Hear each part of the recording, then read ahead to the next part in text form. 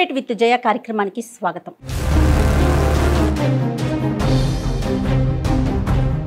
నమస్తే అండి, మీ పేరు? నా పేరు జైపాల్ రెడ్డి అండి. నేను స్టార్టప్ ఫౌండర్ని. ఓకే. ఎప్పుడైతే ఆర్థిక స్వేచ్ఛ వస్తుందో మనోభావాలు అనేవి ఒక రేంజ్కి వెళ్ళిపోతున్నాయండి. ఇప్పుడు అడ్జస్ట్మెంట్స్ అనేవి లేవు. అడ్జస్ట్మెంట్స్, పేషెంట్స్ తర్వాత ఏం లేదు. ఎందుకంటే ఈగో క్లాషెస్ ఎక్కువ అవుతూ ఉన్నాయి.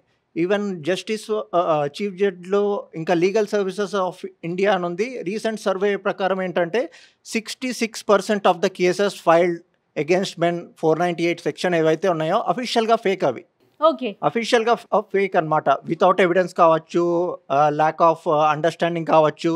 ఎందుకంటే ఒక భర్త ఒక మాట అంటే కూడా హరాస్మెంట్ కేసు పెట్టేస్తున్నారు.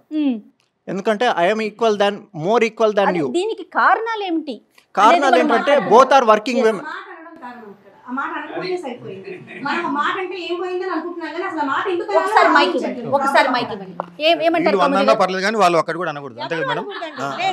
కాదండి, కాదు మీరు అయితే అటు లేకపోతే ఇటు అంటున్నారు. నేను చెప్పేది ఒక్క నిమిషం టైం ఇవ్వండి.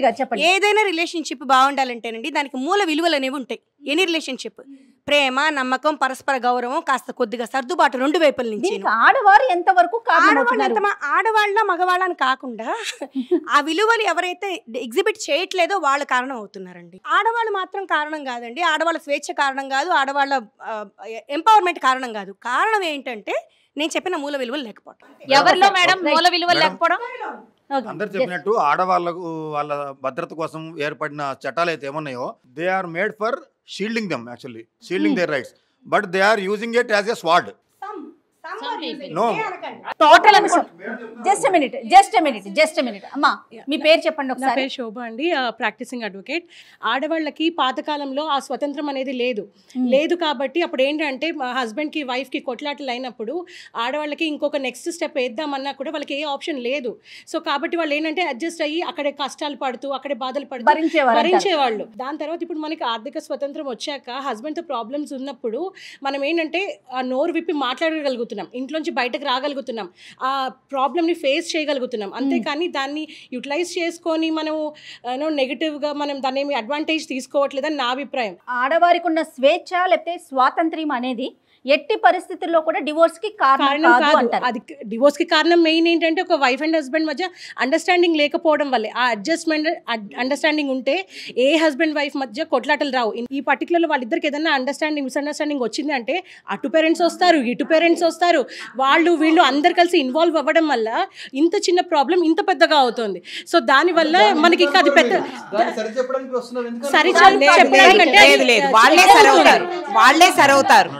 వాళ్ళే సరవుతారు. కాదు, ఒక్క నిమిషం. ఇటు పేరెంట్స్ అటు పేరెంట్స్ రావటం వల్లే గొడవ పెరుగుతుంది. ఇదివరకు రోజుల్లో ఇటు పేరెంట్స్ కి అటు పేరెంట్స్ కి చెప్పేవాళ్ళ చిన్న విషయాల్ని చెప్పరు, వాళ్ళు బాధపడతారు అని. ఒకటి కమ్యూనికేషన్ లేక చెప్పకపోవటం, ఒకటి వాళ్ళని ఎక్కువ బాధ పెట్టకూడదు, మనమే సహిద్దాము అనేటటువంటి నేచర్ ఉండేది ఒకటి. దానివల్ల 4 రోజులు గొడవ పడినా 5వ రోజు కలిసిపోతారు. మీరు చెప్పినట్టు ఆర్థిక స్వాతంత్రం వల్లనే డైవోర్స్ అవుతున్నాయి నేను చెప్పలేను, కానీ ఇందాక అందరూ డిస్కస్ చేసినట్టు ఆ టాలరబుల్ లెవెల్స్ తగ్గాయి మేడం. ఆర్థిక స్వాతంత్రం వల్ల ఆ టాలరబుల్స్ లెవెల్స్ తగ్గి చిన్న పెయిన్కే ఎందుకు నేను విడిపోకూడదు, ఇంకా హ్యాపీగా ఉండొచ్చు కదా, ఇండిపెండెంట్గా ఉండొచ్చు కదా అనే ఆలోచన అయితే వచ్చింది. దానివల్ల ఇండైరెక్ట్గా డైవర్సెస్ పెరుగుతుంది. స్వాతంత్ర్యంతో పాటు ఇక్కడ నేను ఇంటాలరెన్స్ అననండి, సెల్ఫ్ రెస్పెక్ట్ అన్న కాన్సెప్ట్ అమ్మాయిల్లో వచ్చిందండి. ముందు సెల్ఫ్ రెస్పెక్ట్ అనేది లేదు, ఇప్పుడు అది వచ్చింది కాబట్టి దాన్ని ఇంటాలరబుల్ అని నేను అనుకోను. కాదండి, ఇంటాలరెన్స్ ఒకటి, సెల్ఫ్ రెస్పెక్ట్ 2 పాయింట్స్.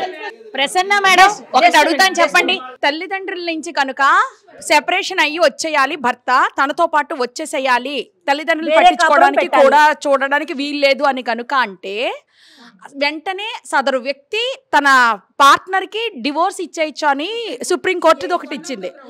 ఇది ఒక మార్పు, అంటే కొద్ది కాలం క్రితమే ఇది, అంటే ఎన్ని సంవత్సరాలు నాకు ఐడియా లేదు కానీ వచ్చిన మార్పు. రెండోది, వరకట్న వేధింపుల కేసులో కానీ లేకపోతే గృహహింస కేసుల్లో కానీ అక్కడ ఉన్న అత్తగారు మాంగారు పేర్లు కూడా రాసేస్తున్నారు. ఇది అన్యాయం అనేసి మార్చింది. ఎందుకు మార్చింది? సుప్రీంకోర్టు తెలియని తనంతోనే మార్చిందా? అది చెప్పండి మేడం మీరు మాకు. ఇప్పుడు సుప్రీంకోర్టు ఇచ్చిన సపరేట్ అకామిడేషన్ ఏదైతే పేరెంట్స్కి పెట్టాలని చెప్పిందో దాంట్లో ప్రతి ఒక్క కేసు కూడా అమ్మాయిలు వచ్చి నా భర్త మంచోడే కానీ వాళ్ళ అమ్మ నాన్న మంచోళ్ళు కాదు, ఆడపడుచు నా హస్బెండ్ చాలా మంచోడు, మాకు సపరేట్ పెడితే మేమిద్దరం మంచిగా ఉంటాము అన్న దగ్గరకు వచ్చేసరికల్లా ఒకడే కొడుకుంటున్నారు. మ్యాక్సిమం మీరు చూస్తే ఒకడే కొడుకుంటాడు. ఫ్రాంక్గా చెప్తున్నా ఏంటంటే వద్దన్న కేసులు డైరెక్ట్ ఇప్పటికీ జడ్జి దగ్గరకు వచ్చేసి మా అత్తమామలు ఉంటే మేము సంసారం చేయమని డైరెక్ట్ జడ్జి గారికి చెప్పినా కానీ ఆ సుప్రీంకోర్టు ఇచ్చిన జడ్జిమెంట్ని ఫాలో అయ్యి ఇప్పటివరకు ఏం విడాకులు ఇవ్వలేదు. రెండోది మీరు ఇంకోటి క్వశ్చన్ గృహహింసలు. యాక్చువల్గా ఏంటంటే ఆడపడుచులు సపరేట్ కుటుంబం అవుతున్నారు, వాళ్ళ వరకు వాళ్ళ ఇన్వాల్వ్మెంట్ ఉంటుంది 100%. ఫోన్లలో అన్నకో తల్లికో ఫోన్ చేసి ఇప్పటికీ నైట్ వేసుకొని ఉందారా అనేసి ఆడపడుచులు మాట్లాడుతున్నారు ఉన్నమాట. ఇది 100%. అయితే ఇక్కడ వచ్చింది ఏంటంటే డీవీసీలో ఏం చేశారంటే ఆడపడుచు మీద పెడితే స్ట్రాంగ్ అవుతుంది, భర్త ఒక బాధ ఎట్లుంటుందంటే ఆడపడుచు హస్బెండ్ మీద కూడా పెడుతున్నారు. ఆడపడుచు హస్బెండ్ మీద నిన్న ఒక కేసులో ఆడపడుచు వాళ్ళ మామ మీద కూడా పెట్టారు. అంటే ఇవన్నిటికీ డిలీట్ చేయడానికి కారణం ఏంటంటే కేసు ప్రొలాంగ్ కాకుండా తొందరగా క్లోజ్ చేయడానికి వాళ్ళని డిలీట్ చేస్తున్నారు. ఎందుకంటే ఎక్కడి నుంచో వచ్చి వకాలతేసి వాళ్ళ డిస్టర్బెన్స్ అవుతుంది ఫ్యామిలీ. ఇక్కడ ఒకటి గుర్తుపడితే తోటికోడల ఫ్యామిలీ డిస్టర్బ్ అవుతుంది. కానీ ఇక్కడ కోర్టు ఎక్కడ చూస్తుందంటే ఆల్రెడీ ఒక కుటుంబం పోతుంది, మొత్తం సర్వనాశనం అవుతుంది. మళ్ళీ ఇంకొక ఆడబిడ్డ కుటుంబం కూడా ఇదే కోర్టుకు రావద్దు. మీరు ఒక లాయర్గా చెప్పండి మేడం, దీన్ని మిస్యూజ్ చేయడం వల్ల కూడా ఇలాంటి నిర్ణయాలు తీసుకున్నదా సుప్రీంకోర్టు? నేను ఒకటే అడుగుతాను అందరిని కూడా, ఇప్పుడు మీడియా ముంగట కూడా అడుగుతున్నా, నా భర్త తాగుబోతు, నా భర్త తిరుగుబోతు, నా భర్త కొడతాడు, నా అత్త మామలు మంచోళ్ళు కాదు, నా ఆడబిడ్డలు మంచోళ్ళు కాదు, ఇప్పుడు నెక్స్ట్ ఏందమ్మా అని అడుగుతాం. నెక్స్ట్ ఏందమ్మా అంట, నా భర్త మారాలి. ఏ మొగోడు మారాడు, ఏ మొగోడు మారాడు, మారడానికి పుట్టలేదు, ఎవరు మారాడు. 498 పెడితే ఎందుకు మారుతాడు? పోలీస్ స్టేషన్ తీసుకొచ్చి కూర్చోబెడితే వాడికి ఇంకా ఈగో పెరుగుతుంది. ఇక్కడ ఏమవుతుంది, నీ భర్తను మార్చుకునే క్రమంలో ఉల్టాగా నీకు డైవర్స్కి మూల కారణం అవుతుంది. నువ్వు ఎలా మార్చుకోవాలి? నీ పద్ధతిలో నువ్వు సహనంతో మార్చుకోవాలి. లేదా నేను ఈ మాట అంటే కోపం వస్తుంది అందరికీ, నువ్వు బయట తిరగకు, 1 గంట వరకు తిరుగు అంటే అతను తగ్గట్టు నువ్వు చెయ్యి. అంటే తగ్గట్టు చెయ్యాలి. ప్రసన్న గారు ఏం చెప్తున్నారు మీరు? అడ్వకేట్ కాదండి, అడ్వకేట్ అడ్వైజ్. ఆవిడ ఎంత బాగా చెప్తున్నారు చూడండి. నువ్వేం చేస్తావో నేను నీకు అదే చేస్తాను. నా భర్త మారితే నేను సంసారం చేస్తాడు, నువ్వు నా దగ్గరికి ఎందుకు వస్తావు? భర్త మారితే నువ్వు నా దగ్గరికి అడ్వైజ్కి రావు కదా, జడ్జి దగ్గర రావు కదా. జడ్జి గారు వాళ్ళకు కూడా ఫ్యామిలీస్ ఉంటారు అనేది వీళ్ళు మర్చిపోతారు. రైట్. ప్రసన్న గారు మీరు చెప్పింది టిట్ ఫర్ టాట్ లాగా ఉందండి. స్త్రీకి ఆర్థిక స్వాతంత్ర్యం, కుటుంబ పరంగా స్వాతంత్ర్యం ఉండటం వలన ఇదివరటి కన్నా ఇప్పుడు డివోర్స్ సంఖ్య పెరిగిందా? దానికి స్త్రీ కారణమవుతోందా? ఇది ప్రశ్న. ఎంపవర్మెంట్ పెరగడం వల్ల స్త్రీ కారణం అవుతుంది. పర్సంటేజ్ చూడండి మీరు, కొంచెం పర్సంటేజ్ కారణం అవుతుంది. ప్లస్ మ్యాన్ చెప్పినట్టు ఒకడే కొడుకుంటే వాళ్ళ పేరెంట్స్ని చూడాలి అంటున్నారు కదా, మరి కొడుకు లేని వాళ్ళు అమ్మాయి పేరెంట్స్ని కూడా చూసే బాధ్యత వాళ్ళకు ఉంటుంది కదా. అక్కడ ప్రాబ్లం అవుతుంది. అమ్మాయి పేరెంట్స్ని చూడము, రాము అన్నప్పుడు ఎంత ఎంపవర్మెంట్ పెరిగితే ఏంటండి? ఎంపవర్మెంట్ అంటే ఏంటి? When she makes decision individually.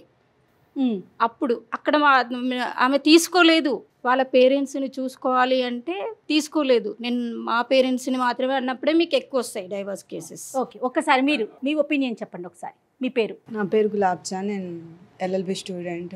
నిజంగా పర్సంటేజ్ పెరగడానికి స్త్రీ యొక్క అన్ని రకాల స్వాతంత్ర్యాలు కారణమవుతున్నాయా? లేదు, డివోర్స్ స్వాతంత్ర్యం లేదు, అసలు కారణమే కాదు.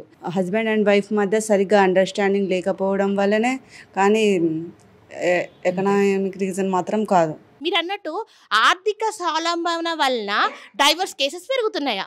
ఇది ఒక మైన్యూర్ రీజన్ ఆర్ ఫ్యాక్టర్ అవ్వచ్చు డైవర్స్కి. కానీ థింగ్ ఏంటంటే మ్యారేజ్ అంటేనే మ్యూచువల్ అండర్స్టాండింగ్. సో ఇప్పుడు ప్రజెంట్ మనకున్న ఆర్థిక స్వేచ్ఛ కావచ్చు, మిగతా కుటుంబ పరంగా స్వేచ్ఛ కావచ్చు, వీటి వల్లనే కుటుంబ వ్యవస్థ ముందుకెళ్తోంది, కుటుంబ వ్యవస్థ నిలబడుతోంది. అది దానికి ముఖ్య కారణం స్త్రీనే అంటే it is one of the pillar అండి. కుటుంబ వ్యవస్థకి ఆర్థిక వ్యవస్థ one of the pillar. Right. నా పేరు రామకృష్ణ అండి. రామకృష్ణ, సో ఇప్పుడు మీ క్వశ్చన్కి చూస్తే economical factor is not the only reason for the increasing divorce rate. Economical factor is only one of the reason. One thing what we need to accept and look around is మన చుట్టూ సమాజం మారుతుంది. సమాజంతో పాటు ఏమవుతుందంటే what was considered as అమ్మో ఇంత పెద్దదా డివోర్స్ అని ఒకప్పుడు అమ్మో అనేవాళ్ళు, ఇప్పుడు నార్మల్ అయిపోతుంది మెల్లిమెల్లిగా. మీరు ఈ తరం వాళ్ళని అబ్జర్వ్ చేస్తే కనుక చాలా మందికి మనకి మ్యారేజ్ రేట్ అనేది కూడా తగ్గిపోతుంది. First of all marriage rate తగ్గిపోతుంది. ఎందుకు అంటే people are not ready to engage themselves in a relationship where they are not able to adjust. Adjustment అనేది తగ్గిపోతుంది. ఒక ముందు జనరేషన్ వాళ్ళకి అరే ఏదైనా సరే ఈ ప్రాబ్లమ్ని సాల్వ్ చేసుకోవాలి, 1 సంవత్సరం పట్టిని 2 సంవత్సరాలు పట్టిని, ఇది మన మనిషి లేకపోతే వాళ్ళు మన మనుషులు, మనం బయటికి రచ్చకెళ్ళకూడదు, మనం సాల్వ్ చేసుకుందాం అనేది ఇది ఉండేది. ఇప్పుడు మనకి అది లేదు. ఇప్పుడు రైట్ అండి. మీరు ఒకసారి అందరికీ నమస్కారం. నా పేరు నవీన్ కుమార్. నేను తెలంగాణ ప్రైవేట్ ఉద్యోగుల ఫోరం గ్రేటర్ హైదరాబాద్ ప్రెసిడెంట్ని. మన ఈరోజు టాపిక్ మహిళలకి ఆర్థిక స్వాతంత్రం రావడం వల్ల జరిగే పరిణామాలు, ముఖ్యంగా డైవర్స్కి కారణం అవుతుందా అనేది మనం డిస్కస్ చేస్తున్న టాపిక్.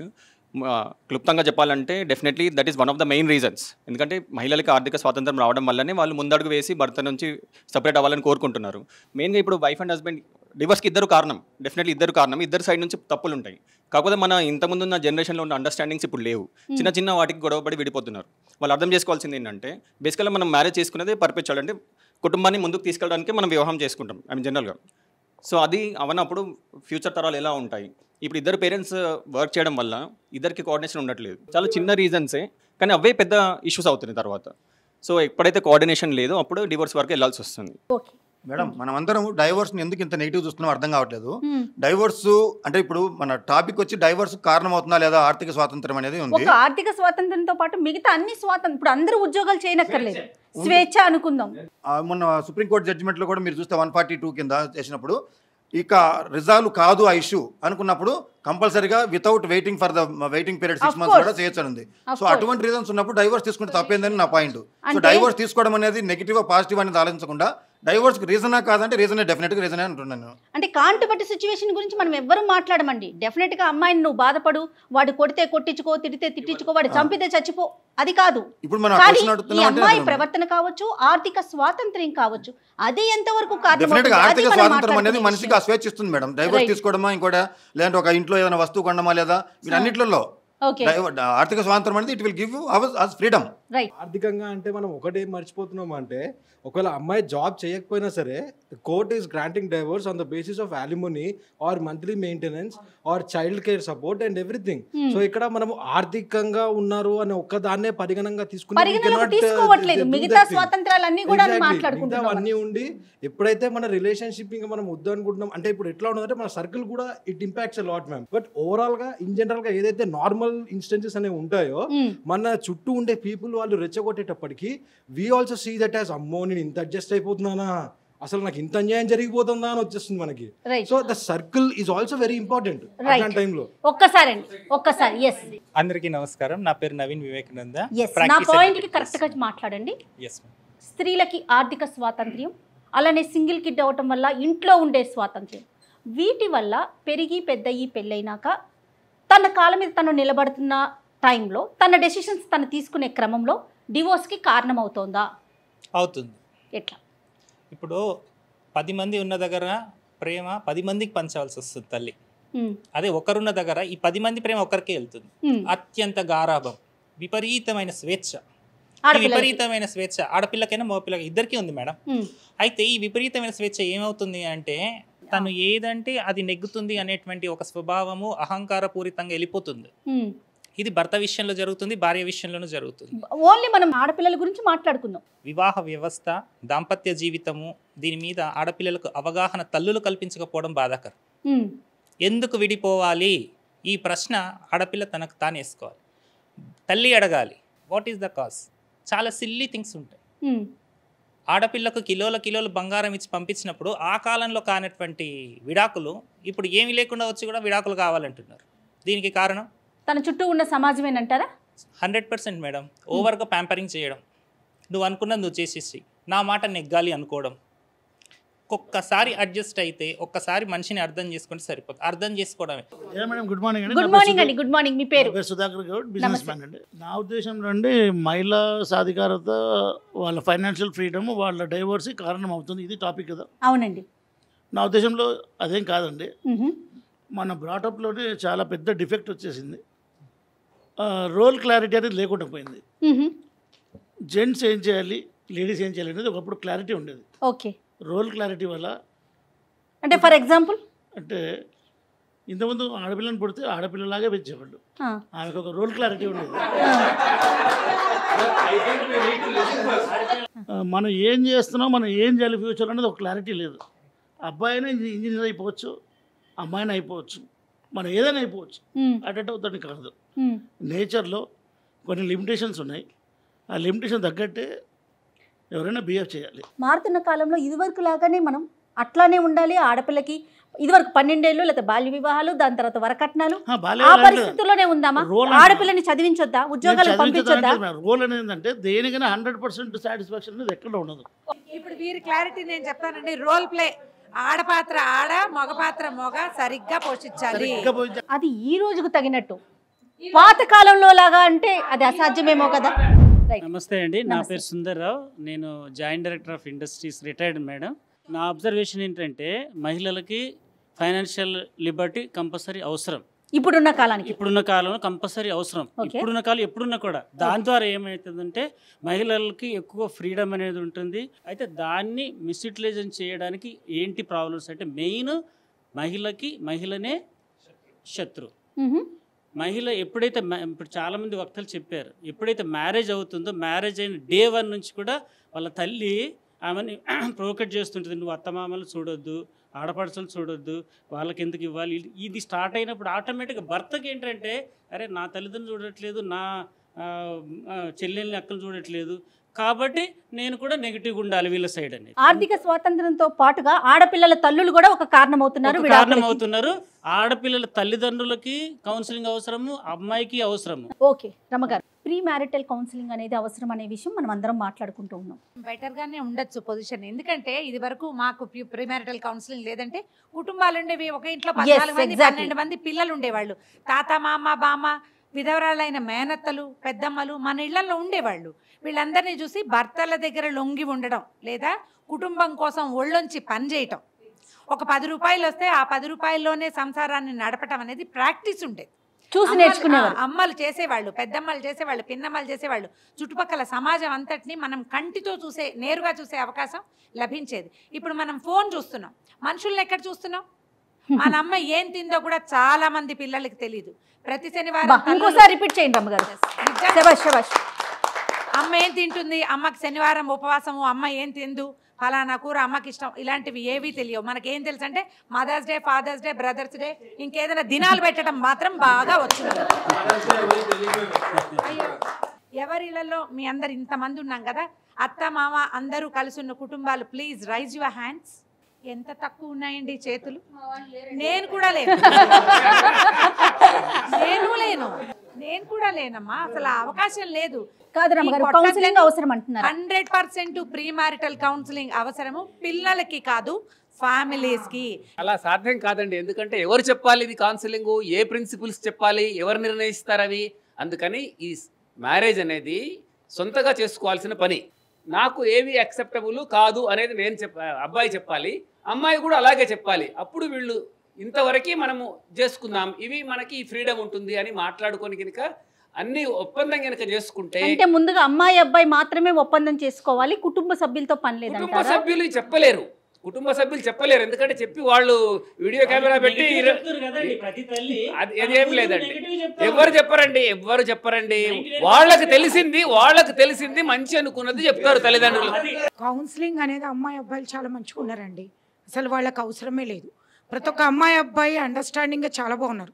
ఉట్టే అమ్మాయి సెల్ నుంచి తల్లి ఫోన్ నెంబర్ డిలీట్ చేయండి, అబ్బాయి సెల్ నుంచి అబ్బాయి సెల్ నుంచి తల్లి సెల్ నెంబర్, ఈ 2 డిలీట్ అయిన రోజు 1 సెకండ్. ఇంకొకటి మన మెయిన్ సబ్జెక్ట్ ఏంటంటే అమ్మాయి ఇన్కమ్ ఉన్నప్పుడు డైవర్స్కి వస్తుందా అని చెప్పి కోర్టులో ఏం నడుస్తుందంట అండి, అమ్మాయి ఇన్కమ్ బాగుంది, మంచిగా ఆమె డెవలప్ అయిపోయింది, ఆమె కాళ్ళ మీద నిలబడ్డప్పుడేమో ఆమె ముందుకు పోయి డైవర్స్ చేస్తుంది అబ్బాయి మీద. అదే ఇంకా అమ్మాయికి ఫైనాన్షియల్గా తక్కువ ఉంది, పిల్లలు ఉన్నారు, లేకపోతే లేకున్నా కానీ తొందరపాటు నిర్ణయం తీసుకోవట్లేదు. అక్కడేమవుతుంది పాపం, అబ్బాయి పోయి డైవర్స్ చేస్తున్నాడు. ఇక్కడ ఉట్టే అమ్మాయి పోయి విడాకులు తీసుకోవట్లేదు. ఇక్కడ ఎక్కడైతే అబ్బాయి ఉన్నాడో వాళ్ళ అమ్మ ఏం చేస్తుంది అంటే ఈమె నుంచి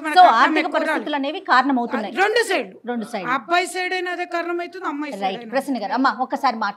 మేడం, ఏ అమ్మాయి అయినా సరే పుట్టినప్పటి నుండి తనకు అన్ని ఇన్స్ట్రక్షన్స్ ఉంటాయి. పెళ్లి ముందు తన తండ్రితో చెప్పాలి, తర్వాత భర్తతో చెప్పాలి. చెప్పడం మాత్రం కామన్. ఏ అమ్మాయికి నాకు తెలిసినంత మాత్రం ఇదేంటి ఓన్ డిసిషన్ తీసుకునేంత అయితే ఇంకా రాలేదు. చెప్పే వెళ్ళాలి, చెప్పులేసుకొని వెళ్ళాలి అంతే. ఏ అమ్మాయి అయినా సరే తన కాళ్ళ మీద తను నిలబడాలనుకుంటుంది ఫస్ట్ ఆఫ్ ఆల్. ఎందుకోసం? తన ఫ్యామిలీని తను డెవలప్ చేసుకోవడానికి. ఫర్ ఎగ్జాంపుల్, ఒక ఫ్యామిలీలో ఒక భార్య భర్త జాబ్ చేస్తారు, ఇంకో దాంట్లో ఒక భర్తే డెవలప్ అవుతారు, ఒక భర్తే జాబ్ చేస్తారు. ఏ ఫ్యామిలీ ముందుగా డెవలప్ అవుతుంది? ఇద్దరు ఎవరైతే చేస్తారో వాళ్ళే డెవలప్ అవుతారు. ఓకే. ఒక సైకాలజికల్ ప్రకారం అమ్మాయికి అనేది తట్టుకునే శక్తి ఎక్కువ ఉంటుంది మెంటల్ గా. ఫిజికల్ గా అబ్బాయికి ఉండొచ్చు, కానీ ఆమె ఎంత స్ట్రెయిన్ అవుతే డివర్స్ వరకు వెళ్ళగలదు. వట్టిగానే ఏ ఫ్యామిలీ కూడా చేసుకోరు. ఇంకోటి తల్లిదండ్రులకు ఇవ్వాలి అని చెప్పారు కదా కౌన్సిలింగ్. ఏ తల్లి కూడా ఏ అమ్మాయికి అమ్మ నీ కాపురం పాడు చేసుకో అని చెప్పదండి, అడ్జస్ట్ కమ్మని చెప్తుంది. మీరు ఇక్కడ సిటీలో చూస్తున్నారు కావచ్చు, కానీ నేను పల్లెటూరు నుండి వచ్చాను, అడ్జస్ట్ కావాలి, రెస్పెక్ట్ ఇవ్వాలని చెప్తారు. ఇక్కడ ఎలా ఉందో నాకు తెలీదు. ఓకే, నాకు తెలిసిన వర్షంలో మాట్లాడుతున్నాను. రైట్.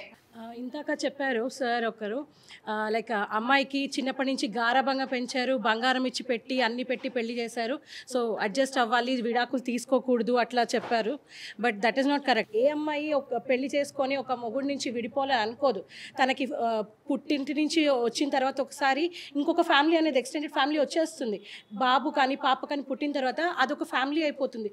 సో తను విడాకులు తీసుకోవాలనుకుంటే పిల్లల్ని వదిలేసుకొని వెళ్ళలేదు, పిల్లల్ని కూడా సపరేట్గా తీసుకొని రావాలి తనతో పాటు, ఇఫ్ ఇట్ ఈస్ మైనర్స్.